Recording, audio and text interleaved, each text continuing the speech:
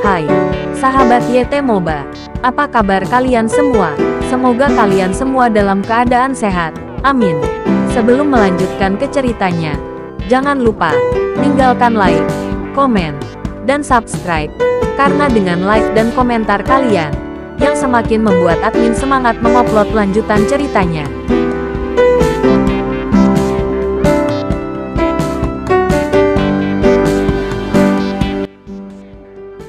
Episode 476. Kisah Ariel, anak bos besar yang berpura-pura culun. Apakah Anda ingin kursi dekat jendela, atau kursi dengan privasi yang lebih baik? Tanya pelayan. Ini agak pribadi, kata Ariel. Pertemuan antara dia dan Helen tidak boleh terlalu terkenal. Jika Han Li mengetahuinya, itu akan merepotkan Helen. Dalam pandangan Ariel, hubungan kerjasama antara dia dan Helen akan menjadi lebih dalam setelah pertemuan hari ini. Jadi dalam aspek ini, dia juga harus memikirkan Helen. Silakan ikut saya. Pelayan membawa Ariel ke sebuah bilik di belakang. Ariel memesan secangkir kopi americano dan melihat waktu. Dia dan Helen setuju pada jam 11. Dengan temperamen arogan wanita ini, dia harus datang pada waktu yang tepat. Jadi Ariel tidak terburu-buru. Menikmati kopi dengan santai. Meski ini bukan hobi Ariel, ada baiknya sesekali mencicipi rasa pahit ini. Tidak butuh waktu lama, Ariel mendengar suara keras. Seolah-olah seorang pelanggan tidak puas dengan layanan tersebut dan bertengkar dengan pelayan. Sejalan dengan sikap tidak ada hubungannya dengan dirinya sendiri, Ariel tidak berniat ikut campur dalam urusan orang lain. Namun situasinya semakin memburuk, dan omelan semakin keras. Dan ada juga suara tangisan wanita, yang membuat Ariel penasaran dengan apa yang terjadi. Begitu dia duduk dan hendak melihat apa yang sedang terjadi, Ariel dimarahi oleh seorang pria berambut kuning. Apa yang kamu lihat? Jangan ikut campur. Urus urusanmu sendiri. Atau kamu akan tahu, apa yang terjadi ketika kamu masuk rumah sakit. Ariel tersenyum tak berdaya. Emosi anak muda sangat panas sekarang. Mereka mengancam orang dengan kejam jika mereka tidak setuju satu sama lain. Dan Ariel tidak tahu siapa yang memberi mereka keberanian. Saat Ariel hendak duduk, pelayan yang menangis itu meminta bantuannya. Ini adalah pelayan yang baru saja menerima Ariel. Sikap pelayanannya sangat baik. Bahkan Ariel tidak dapat menemukan sesuatu yang kritis. Jelas bahwa dia sengaja. Sambil menghela nafas, Ariel berjalan ke arah pelayan. Temperamennya seperti ini. Dia selalu ingin mengisi jalan yang tidak rata. Apa yang terjadi? Ariel berjalan ke arah pelayan. Pelayan itu matanya merah dan bengkak. Sialan.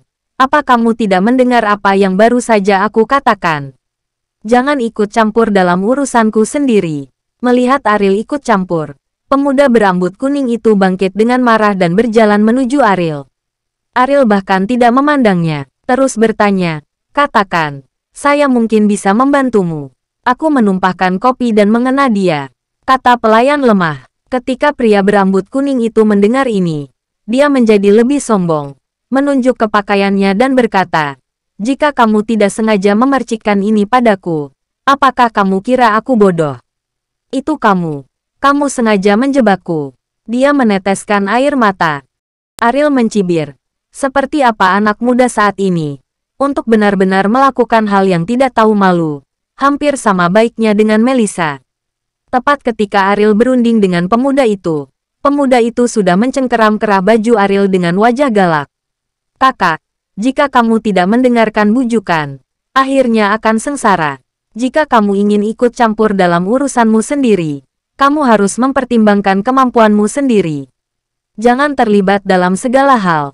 Bisakah kamu menanggung akibatnya? Ancam pemuda berambut kuning. Jika kamu tidak membiarkanku pergi, aku khawatir kamu tidak akan mampu menanggung konsekuensinya, kata Ariel dengan ringan. Pria berambut kuning tertawa, menoleh dan berkata kepada teman-teman di belakangnya. Orang bodoh ini benar-benar mengancam saya. Dia tidak tahu siapa saya, bukan? Pendapat di Bandung karena statusnya yang tidak biasa. Dia sama sekali tidak menganggap serius Ariel. Pria berambut kuning tiba-tiba menoleh, dan berkata kepada Ariel, aku. Sebelum dia bisa mengatakan apa-apa, Ariel menggenggam pergelangan tangan pria itu dengan keras, menangkapnya dengan satu gerakan, dan menendang pantat pria itu dengan satu tendangan. Pria berambut kuning yang sosoknya tidak stabil langsung jatuh ke tanah. Melihat ini, beberapa sahabat berdiri dengan garang. Brengsek, kamu berani memukulnya.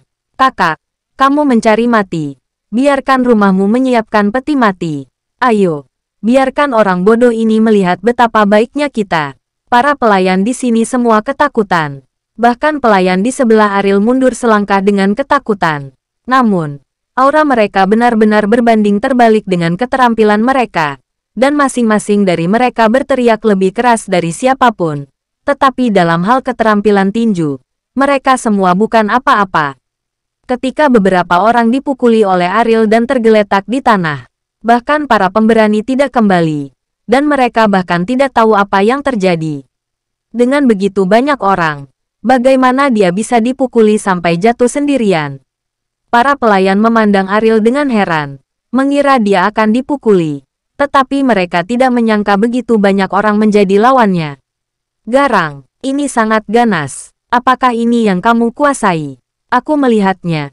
Jadi apa? Ariel tersenyum ringan. Jenis udang berkaki lunak ini sangat membosankan untuk dilawan. Tapi pikirkan baik-baik. Dia akan bisa menggertak dan menggertak orang-orang kecil ini. Jika itu adalah tuan di sebelah Baktiar, dialah yang akan turun. Kamu. Pria berambut kuning mengertakkan gigi dan memandang Ariel, dan berkata, apakah kamu tahu siapa aku? Berani memukulku? Percaya atau tidak, aku akan membuatmu menguap.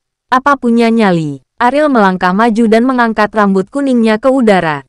Bahkan dipukuli, tidak ada jejak ketakutan di matanya. Seolah-olah dia memiliki pendukung yang kuat, dan dia yakin bahwa dia memiliki kesempatan untuk membalas dendam. Bodoh. Coba sentuh aku lagi. Pria berambit pirang mencibir. Ariel meninju wajah pria itu tanpa ragu-ragu, menyebabkan pria itu menjerit kesakitan. Apakah kamu ingin mencoba lagi? Ariel bertanya pada Suhartono alias pria berambut kuning. Pria berambut kuning itu ketakutan. Apakah orang ini benar-benar tidak takut akan balas dendamnya? Beraninya melakukan ini padaku. Sebelum menjawab, Ariel menekan lagi. Suhartono mengeluh tanpa henti. Dia mengalami semacam psikosis. Kurasa itu tidak cukup. Aku bisa mencoba lagi. Ariel tersenyum ringan dan mengepalkan tinjunya lagi. Sebelum Suhartono sempat memohon belas kasihan, dia sudah menerima pukulan lagi. Rekan dan pelayannya tercengang oleh pemandangan ini. Meskipun Suhartono baru saja sombong dan mendominasi, Ariel jelas lebih mendominasi saat ini. Aku bisa terus mencoba, tapi aku ingin tahu apakah kamu bisa menahannya. Ariel bertanya pada Suhartono setelah meninju 3 kali berturut-turut. Suhartono menggelengkan kepalanya dan memohon belas kasihan. Semua kesombongannya mengikuti 3 kepalan tangan. Dipukuli habis-habisan. Maaf, saya salah. Tolong jangan pukul lagi. Suhartono menangis. Dia tidak pernah menyangka Ariel tidak akan menerima ancaman. Apalagi Ariel akan begitu kuat. Seperti kata pepatah, orang baik tidak langsung menderita kerugian. Suhartono hanya bisa menghibur dirinya sendiri di dalam hatinya, dan kemudian membalas dendam setelah lolos dari malapetaka ini. Pengakuan kekalahan saat ini tidak dianggap sebagai pengakuan kekalahan. Salah, saya pikir Anda belum menyadari kesalahan Anda. Apakah Anda masih memikirkan balas dendam? Ariel tersenyum ringan dan memukul lututnya. Biarkan Suhartono berteriak kesakitan lagi. Kulit kepala rekan-rekan itu mati rasa. Mereka pasti semacam karakter yang kejam. Bahkan memohon belas kasihan tidak berhasil. Suhartono sangat menyesal. Dia tahu bahwa dia seharusnya tidak mengacaukan orang ini. Bahkan jika dia bisa membalas dendam setelah itu, tidak ada yang bisa mengakui penderitaan yang dia derita. Saudaraku, maafkan aku. Aku benar-benar tahu aku salah. Jangan khawatir. Aku tidak akan membalas dendam. Aku pasti tidak akan membalas dendam, kata Suhartono. Keluarkan ponselmu, kata Ariel. Suhartono dengan cepat mengeluarkan ponselnya dan menyerahkannya kepada Ariel. Setelah Ariel melepaskan tangannya, dia berjalan ke arah pelayan dan berkata, lihat apakah ada masalah. Pelayan itu memandang Ariel dengan heran, dan tidak berani menjangkau. Sisi kejamnya membuat dia sedikit takut pada Ariel. Ariel tersenyum tak berdaya, dan melanjutkan, Jangan khawatir. Aku tidak akan menyakitimu. Tonton saja dengan cepat. Jika videonya keluar, itu akan merusak kepolosanmu. Mendengar ini, pelayan dengan cepat mengambil telepon. Untuk menghindari kecurigaan, Ariel berbalik. Namun tindakan berbalik yang sederhana ini membuat Suhartono dan rekan-rekannya gemetar ketakutan. Sepertinya mereka sudah memiliki bayangan psikologis yang sangat kuat pada Ariel. Bersambung.